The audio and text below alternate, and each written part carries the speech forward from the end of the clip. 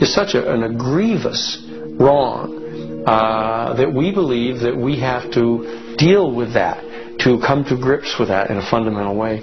Understanding that they're not wrongs that were done and completed 150 years ago. They're wrongs that are continued every single day.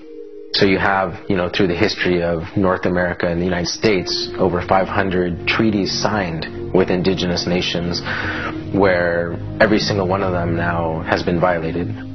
You have, in fact, a tremendous amount of wealth having been generated from indigenous people's lands and resources, and billions of dollars every year still being generated by corporations and European nations based on the continued exploitation of indigenous people's lands and resources. If we didn't have large corporations, if we didn't have Western governments defining how you and I were to relate to each other, living here in North America now together, how would we relate to one another?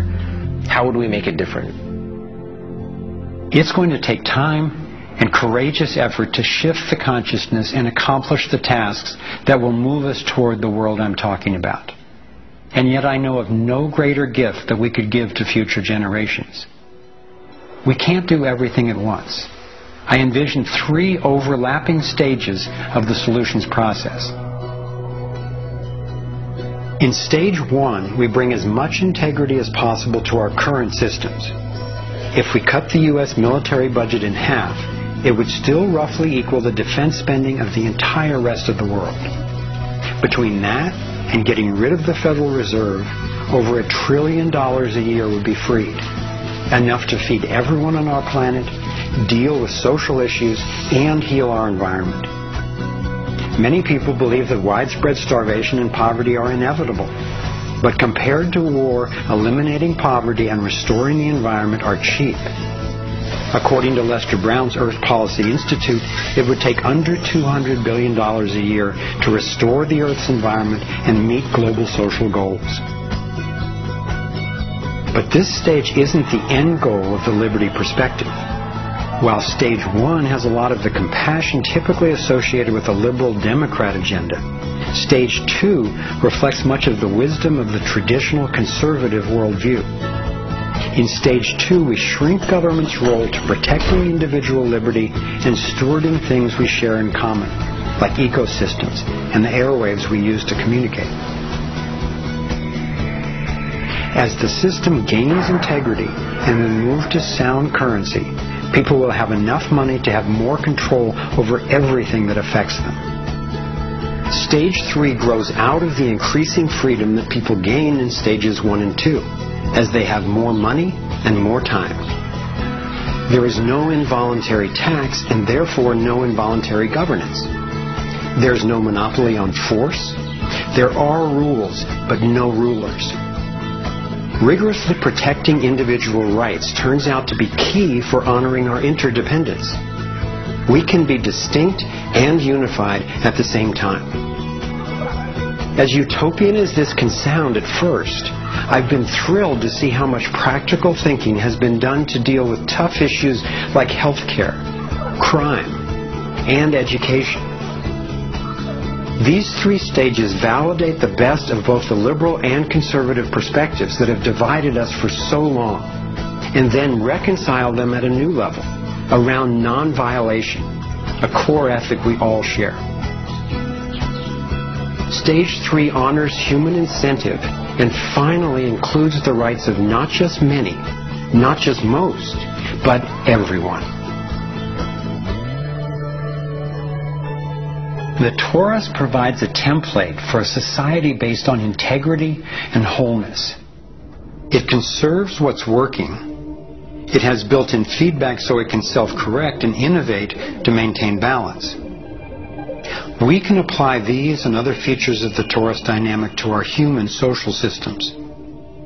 I truly believe that aligning consciously with the fundamental life energy pattern at every level, physical, emotional, mental, interpersonal, and environmental, is ultimately the art, the science, and the celebration of love. And that's what we're here to learn. The fundamental insight of our interconnectedness changed the way I approach everything. In my own life, I found a practical expression of this philosophy in the modern, nonviolent martial art of Aikido. It offers powerful guidance on how to respond effectively and non-aggressively to the global domination agenda. Morihei Ueshiba, its founder, taught that to practice Aikido one must mimic the movements of atoms and galaxies. Just as free energy technology blends with the toroidal pattern to access unlimited power, Aikido, the way of harmony, blends with the energy of an attacker, redirecting it to peaceful resolution.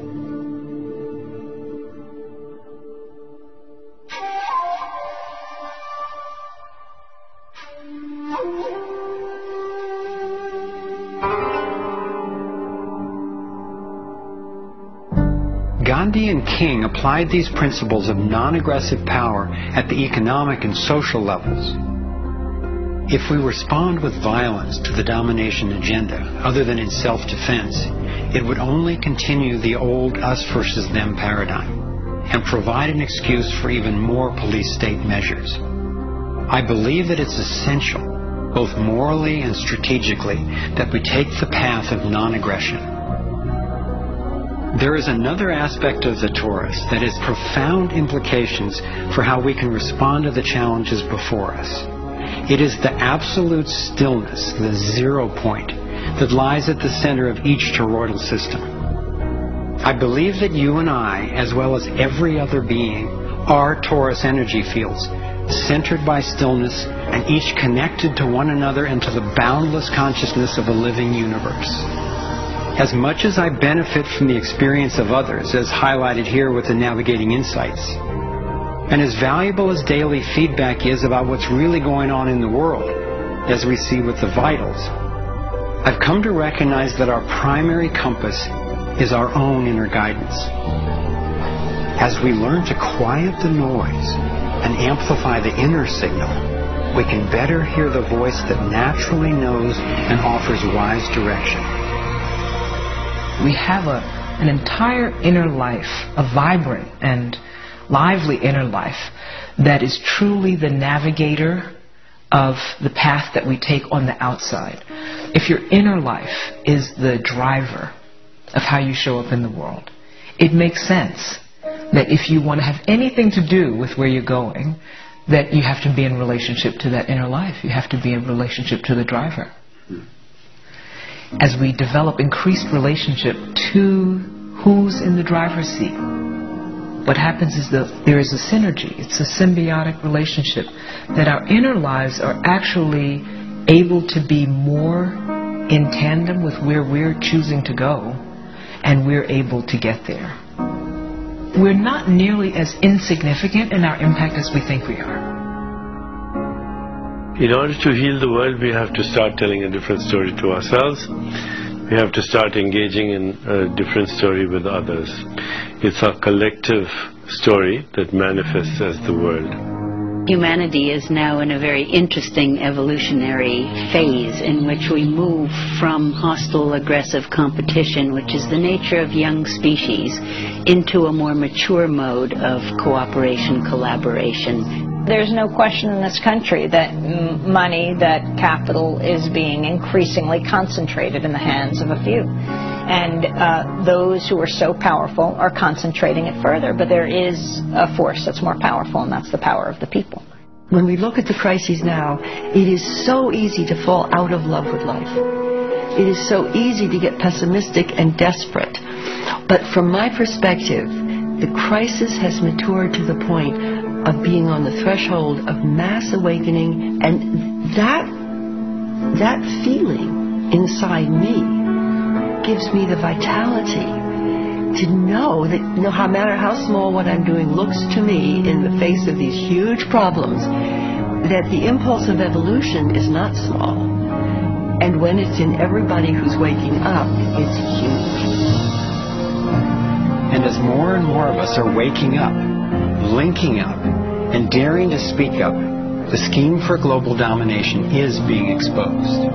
And we're discovering solutions that can create the world we yearn for and deserve. Again and again throughout history, when people have recognized tyranny rearing its cruel head, they've come together and stood up for liberty. I am confident humankind will look back on this period and be proud that when we saw, we acted. Thank you for coming on this journey with us. I'm convinced we have what it takes to thrive. Let's make it happen.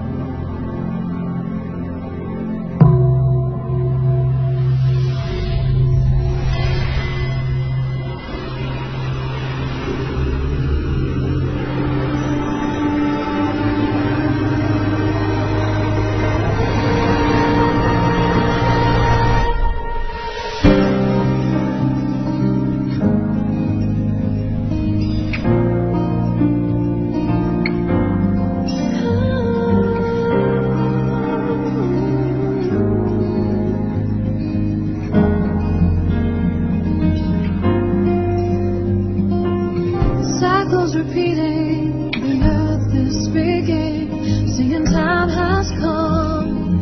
Wake up from this nightmare of life. So many shattered lives reaching out, crying out for freedom, crying out for love. Carried by the current, till we stand side by side on the brink of a brand new dawn. Come together while the waters rise. There's a strength deep inside. We come together to stand up for